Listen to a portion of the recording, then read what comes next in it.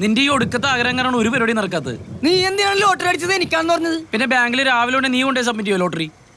എടാ നാളെ നേരം വിളിക്കുന്ന പോലെ കടക്കാരന്റെ വീടിന് മുമ്പ് ക്യൂ ആയിരിക്കും. നമുക്ക് എങ്ങനെയെങ്കിലും ആ ലോട്ടറി തിരിച്ചു പിടിക്കണം. എങ്ങനെ? എടാ ആ ലോട്ടറി അടിച്ചത് അവൻ അറിഞ്ഞിട്ടുണ്ടാവൂല. അവൻ ആ ലോട്ടറി കൊണ്ട് നേപ്പാളിൽ പോയിട്ട് ഒരു കാര്യമില്ല.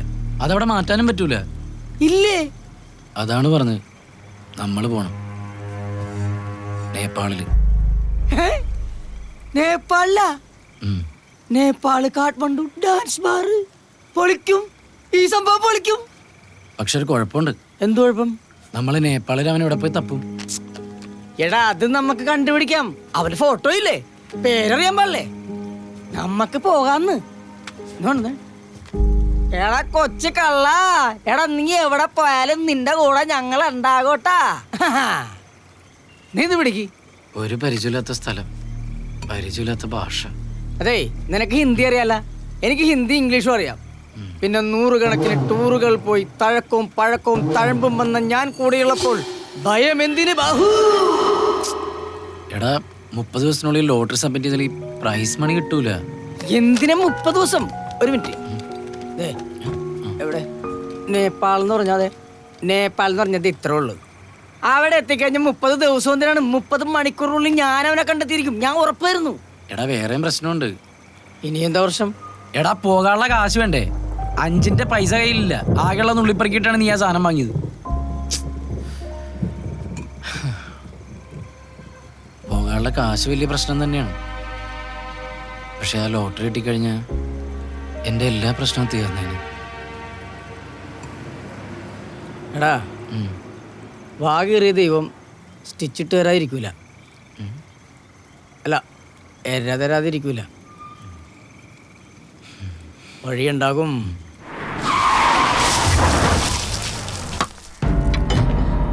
അലക്സാണ്ടർ.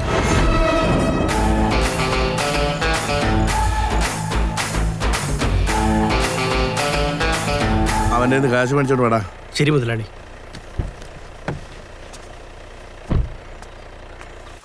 ആ നീയായിരുന്ന പണിയെടുക്കടാ. ഹൗസോ ഹൗസോ എവറാ എന്റെ മുതലാളി? അവിടെ എങ്ങനെ കാണും? ഇറങ്ങി വാടാ ഹൗസോ.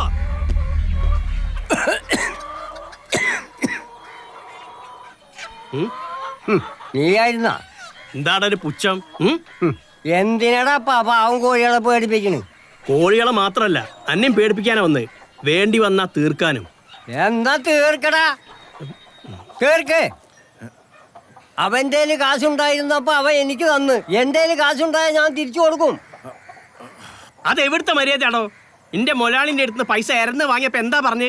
ക്രിസ്മസ് ആണ്, 2 ലോഡ് കോഴി ഇറക്കി കഴിഞ്ഞാൽ ഇരട്ടി ലാഭം കിട്ടും, അത് കഴിഞ്ഞാൽ പലിശ അടക്കം തിരിച്ചു തരാന്ന്. എന്നിട്ട് 5 മാസമായി. എന്നിട്ട് ചറ്റവർത്താനം പറയണടാ പന്നിയെ. കാശ് ഞാൻ തരില്ല എന്ന് പറഞ്ഞില്ലല്ലോ. തരും. എപ്പ തരും? കാശാവുമ്പോ തരും. നീ പോയാ കടൽ കൊള്ളക്കാരനോട് പറഞ്ഞേക്കടാ. കൊളക്കോഴി നിങ്ങളെ വാപ്പ. പോടാ. പോറ്റൊന്ന് വേണ അളിഞ്ഞ ചാളി നടന്നവനാ.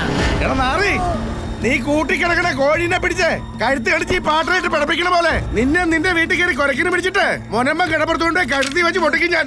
അറിയൂടാ? മുട്ടിന്റെ ചേട്ടയ്ക്ക് നോക്കി പൊട്ടിക്കും മുതലാളി. പൊട്ടിക്ക്. ശരിക്കും പൊട്ടിക്കും. ആ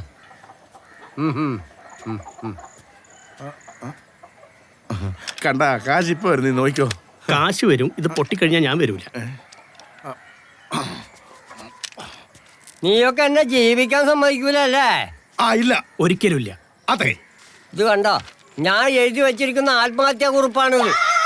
എനിക്ക് എന്തെങ്കിലും പറ്റിയാൽ നീ മാത്രമായിരിക്കും അതിന് ഉത്തരവാദി. എന്റെ ശവം നിന്നെ കൊണ്ട് ഞാൻ തീറ്റിക്കും. ഇന്നടാ ഫോട്ടോ സ്റ്റാറ്റ് കൊണ്ടായി വായിക്കടാ. ഒറിജിനല് ഞാനിവിടെ എടുത്ത് വെച്ചിട്ടുണ്ട്. എന്താ ഇത്? മുതലാളി, ഇതാണ് ആത്മഹത്യക്കുറിപ്പ്. ഇയാളെങ്ങനെ ആത്മഹത്യ ചെയ്താ മുതലാളി അകത്താവും. കുബേരക്കുള്ള സമയ. തൽക്കാലം 2 പഞ്ച് ഡയലോഗ് അടിച്ചു കൊടുത്ത് മുങ്ങ.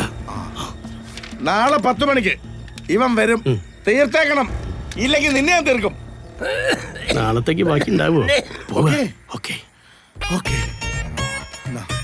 മുതലാളി ഇന്ന് വണ്ടി ഞാൻ ഓടിക്കട്ടെ. സ്റ്റിയറിംഗ് തൊട്ട കൊല്ലും ഞാൻ. ഡോറ് തുറക്കടാ.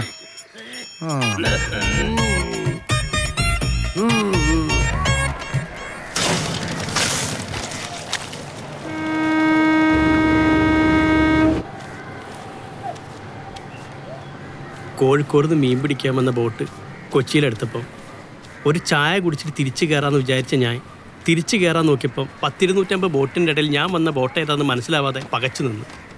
അപ്പം മുതലാളിൻ്റെ അടുത്ത് വന്ന് പറഞ്ഞു ഡ്രൈവിംഗ് അറിയെങ്കിൽ കൂടെ കുടിക്കുമെന്ന്. അന്ന് മുതൽ മുതലാളിൻ്റെ നിഴൽ പോലെ ഞാൻ കൂടെ ഉണ്ട്. എന്നിട്ട് ഇതിൻ്റെ സ്റ്റയറിംഗ് ഒന്ന് തൊടാൻ മുതലാളിൻ്റെ അടുത്ത് സമ്മതിച്ചിട്ടുണ്ടോ? അതിനൊക്കെ ഒരു സമയമുണ്ടാ. എനിക്കുണ്ട് മുതലാളി ഇങ്ങനത്തെ വണ്ടിക്ക് ഓടിക്കാൻ ആഗ്രഹം. ആശയ്ക്ക് ഒരാളെ വേണം ജാക്സാ. പറഞ്ഞപ്പാ ഇവനോ എന്താ ഉടായ്പായിട്ട് വരിക? എന്താണ്ടാ പീറ്ററെ, ഇന്ന് ടൂറൊന്നും പോയില്ലേ? ഒരു മുട്ടൻ ടൂറുള്ള പുറപ്പാടിലാണ് ഞങ്ങള്. പിന്നെന്തിനാണ് ഇവിടെ കിടന്ന് വട്ടം ചുറ്റുന്ന പൊക്കൂടെ? പരിഞ്ഞപ്പനെ കാണാമെന്നാണ് പരിഞ്ഞപ്പ. എന്നെ ആ എഞ്ചിന് ഇത് ബേബി, നമ്മുടെ ദേവസ്യാൻ കോ ലോട്ടറിക്ക് നടത്തണ. ബേബിനെ പിന്നെ എനിക്കറിയാൻ പാടില്ലല്ലോ. കഴിഞ്ഞ ശനിയാഴ്ചത്തെ കാരുണ്യ ലോട്ടറിയുടെ സമ്മാനേ ഇവനടിച്ചത് 80 ലക്ഷം രൂപ. പേപ്പറിലൊക്കെ ഉണ്ട്. മുതലാളി പേപ്പർ വായിക്കേ. അലക്സാണ്ടർ ഏട്ടൻ ഞങ്ങളൊന്ന് സഹായിക്കണം. കാശ് എങ്ങനെ ഉപയോഗിക്കണമെന്ന് ഉപദേശം ചോദിക്കാൻ വന്നാണോ? അതും വേണം, അല്ലാണ്ട് അല്ലാണ്ടെന്ത്? അതല്ല, ചെറിയൊരു പണി കിട്ടി. പണിയാ? എന്ത് പണി? അലക്സാണ്ടർ ഏട്ടാ, എൻ്റെ കടയിലേ ഒരു നേപ്പാളി പണിക്ക് നിൽക്കണ്ടായി. അപ്പോൾ അവൻ അർജന്റായിട്ട് നാട്ടിലേക്ക് പോയി. അപ്പോൾ ആ തിരക്കിൻ്റെ ഇടയിൽ അവൻ കൊണ്ടുപോയി പൊതി മാറിപ്പോയി അല്ലേ? ആ പൊതിയിലായിരുന്നു ഇവന് പ്രൈസ് അടിച്ച ലോട്ടറി ഇരിക്കണത്. അത് മേടിക്കാൻ വേണ്ടിയാണ് ഞങ്ങൾ പോകാന്ന് വിചാരിച്ച് നിൽക്കണത്. അതിനിപ്പോ ഞാൻ എന്ത് വേണം? പറഞ്ഞപ്പാ ജസ്റ്റ് അവിടെ തുറന്ന് പോകണം. ഈ പൊതി അവനെ ഏൽപ്പിക്കണം. ഈ കാര്യങ്ങൾക്ക് ഒരു പരിഹാരം കണ്ടെത്തണം. അവന്റെ അച്ഛനെ അമ്മനെ കാണണം. ചോദിക്കുന്നു, ഞങ്ങൾ തിരിച്ചു പോയിരുന്നു. എല്ലാം ഓക്കെ, അത്രേ ഉള്ളൂ. ആയിക്കോട്ടെ, പോയിട്ട് വാ. എല്ലാ മംഗളങ്ങളും നേരുന്നു. ശുഭയാത്ര. അതെ. പറഞ്ഞപ്പ അങ്ങനെയല്ല ചേട്ടാ, കുറച്ച് കാശ് കടന്നു തരണം. നേപ്പാൾ വരെ പോവാനാ. പക്ഷെ വെറുതെ വേണ്ട, പലിശ തരാം. അല്ലെങ്കിൽ അലക്സാണ്ടർ വെറുതെ ആർക്കും കാശ് കൊടുക്കാറില്ല. നല്ല പലിശ മേടിക്കും. പക്ഷെ ഇത് നടക്കൂല. അയ്യോ അങ്ങനെ പറയല്ലേ പറഞ്ഞപ്പാ, അല്ലെങ്കിൽ ഇവന് ലോട്ടറി. അല്ല, ലോട്ടറി കാശ് കിട്ടി ഉടനെ തിരിച്ചു തരാം. എടാ, ഞാനിപ്പോ അങ്ങനെ ആർക്കും കാശ് കടം കൊടുക്കാറില്ല. കച്ചവടക്കാർക്ക് മാത്രം. അത് ഡെയിലി കളക്ഷൻ, റിസ്ക് ഇല്ല. ഇവനും കച്ചവടക്കാരനാണ്. ലോട്ടറി കച്ചവടം. ലോട്ടറിക്ക് ഒരു കച്ചവടാ.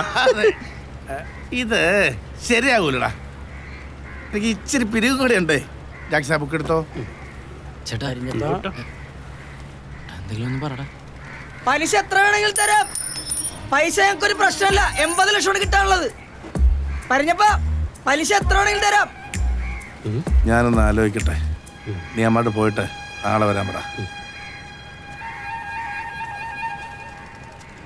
ഞാനൊന്ന് ആലോചിക്കട്ടെ. അല്ല, മുതലാളി ആലോചിച്ചിട്ട് നാളെ പറയാന്ന് പറയാൻ പറഞ്ഞു. ഓക്കെ പറഞ്ഞപ്പാ.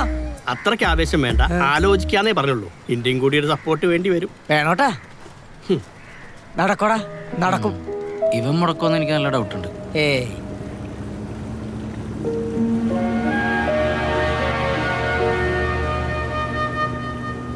എന്താണ് ജങ്കാറ് കണ്ടിട്ടില്ലേ? നീ എന്താടാ കാണണമെന്ന് പറഞ്ഞത്? വീട്ടിലിരുന്നിട്ട് അവള് തലക്കുളി തന്നെ ഇല്ലെന്നേ. ഭയങ്കര ഒച്ചപ്പാടുമ്പോളോ.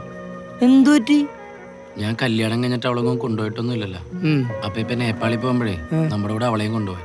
അതിനിപ്പ എന്താ, അവളും പറ്റേ. അവക്കൊരു ട്രിപ്പ് ആവല്ല. പരിഞ്ഞപ്പനോട് ഇത്തിരി കാശ് കൂടുതൽ ചോദിക്കണം. നമ്മള് പലിശ കൊടുക്കൂലേ? അതൊന്നും ശരിയാവില്ലടാ. ഞാൻ ഒരു കണക്കിന് അവളെ പറഞ്ഞ് സമാനിപ്പിച്ചിട്ടുണ്ട്. അതും ശരിയാ.